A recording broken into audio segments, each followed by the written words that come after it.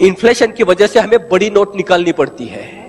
बड़ी नोट निकालने की वजह से ईज ऑफ कैश ट्रांजैक्शन आसान होते हैं। आज 1 करोड़ का तो बक्सा भी नहीं है, छोटी सी गड्डी में पैसे चले जाते हैं। उसका जो डायरेक्ट होता है non traceable transaction, cash transaction कभी ट्रेसेबल नहीं होते हैं। कैश ट्रांजैक्शन नॉन ट्रेसेबल हो जाते हैं। दूसरी तरफ से टैक्स इवेजन से ब्लैक मनी ही, और वो दोनों में से ब्लैक मनी तैयार होता है। टैक्स इवेजन और नॉन ट्रेसेबल ट्रांजैक्शन करप्शन को प्रमोट करते हैं। ब्लैक मनी और corruption is equal to parallel economy.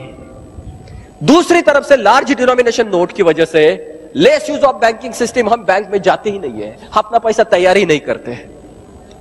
एक तरफ तो शरीर में खून तैयार नहीं होता, और जो होता है वो पूरा पोल्यूटेड होता है, काले पैसे की इसमें से वो पूरा खराब होता है। इसका डायरेक्ट जो होता है less use of banking system, poor credit और कैपिटल फॉर्मेशन।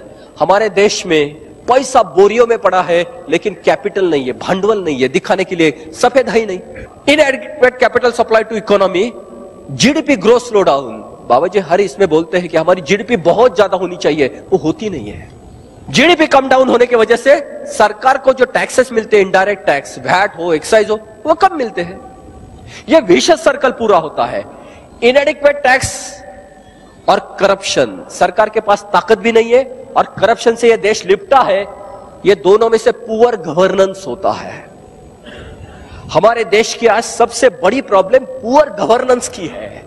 करप्शन को वो कंट्रोल नहीं कर पा रही है। पुअर गवर्नेंस और करप्शन से पूरी देश की सोसाइटी इनसिक्योरिटी फील कर रही है, आज असुरक्षित महसूस कर रहे हैं हम सब लोग।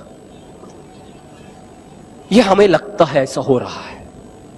पूरे टैक्स निकाल देने चाहिए, 50 के ऊपर की नोट निकल देनी चाहिए, एक ही जगह टैक्स लगना चाहिए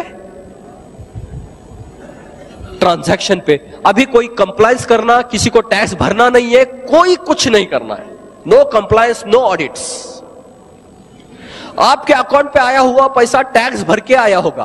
करेंसी में आप कर दो कितना भी ट्रांजैक्शन, आपके लिए टैक्स लगेगा नहीं, रिस्क आपकी रहेगी।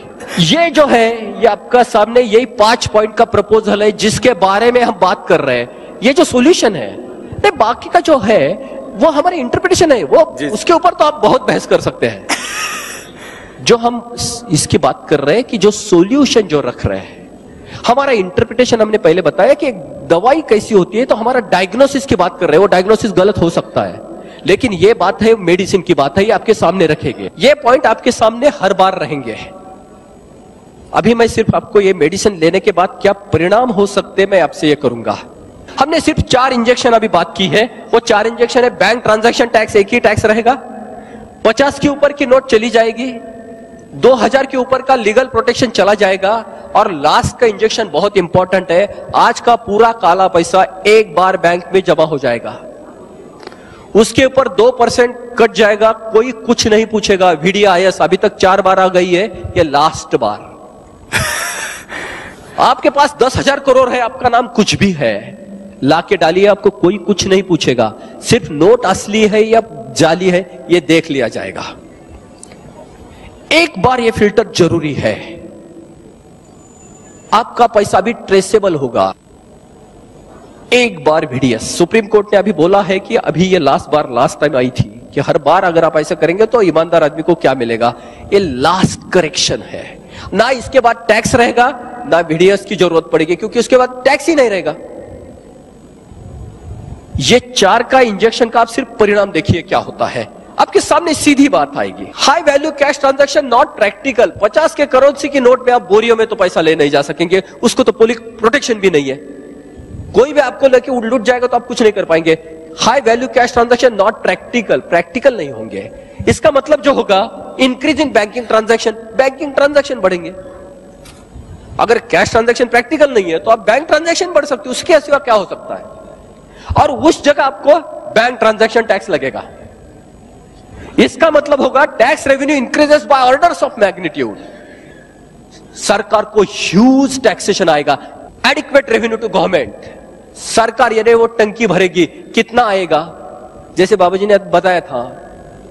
आज RTGS जिसको बोलते हैं, real time gross settlement, online पे जो ट्रांजैक्शन होते हैं, रोज 2.5 लाख करोड़ रुपए के ट्रांजैक्शन आरटीजीएस में होते। ये आरबीआई साइट पे फिगर है।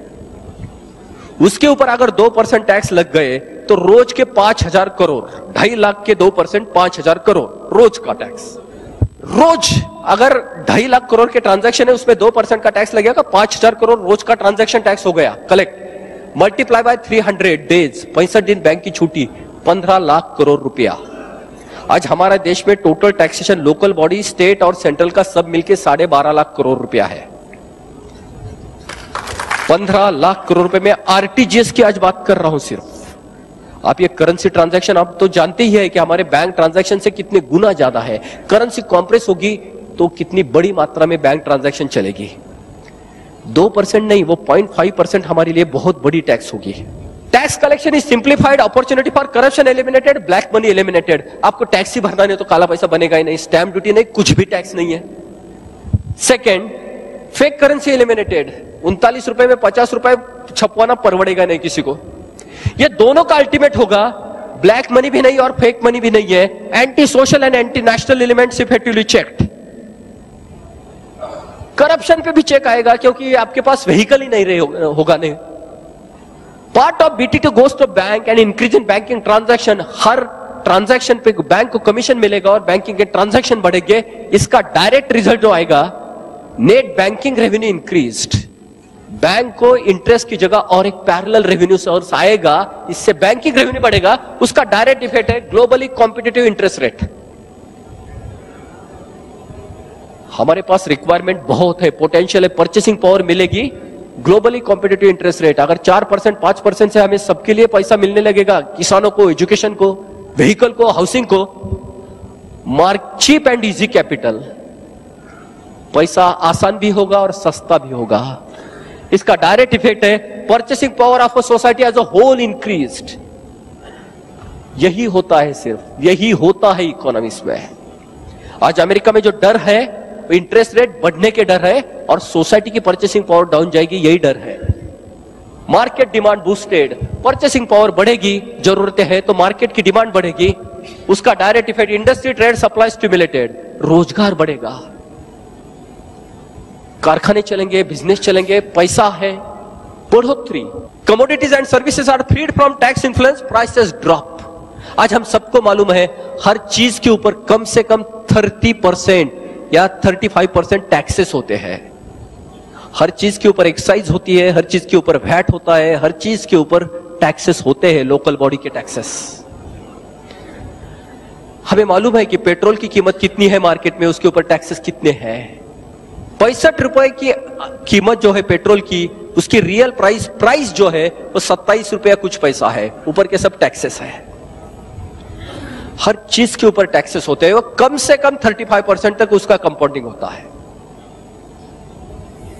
सब टैक्स चले जाने से प्राइसेस विल ड्रॉप और वहां से इंटरेस्ट रेट कम होने से चीप एंड इजी कैपिटल, उससे भी प्राइसेस कम आएगी, महंगाई बहुत नीचे जाएगी, purchasing power increases, market demand boosted, focus shifted to innovation from manipulation.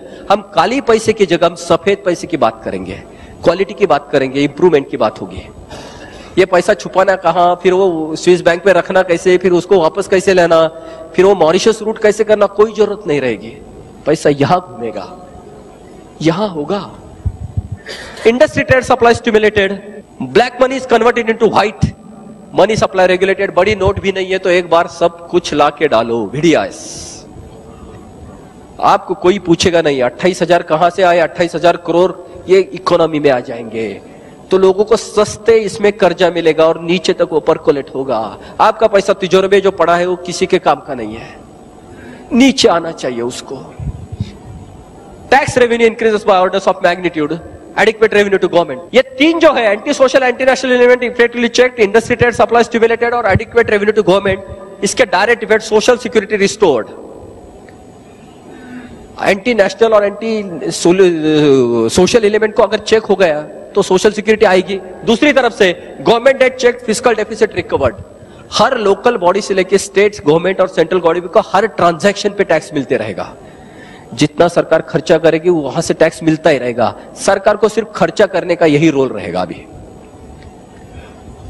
Revenue तो ऑटोमेटिक हो गया,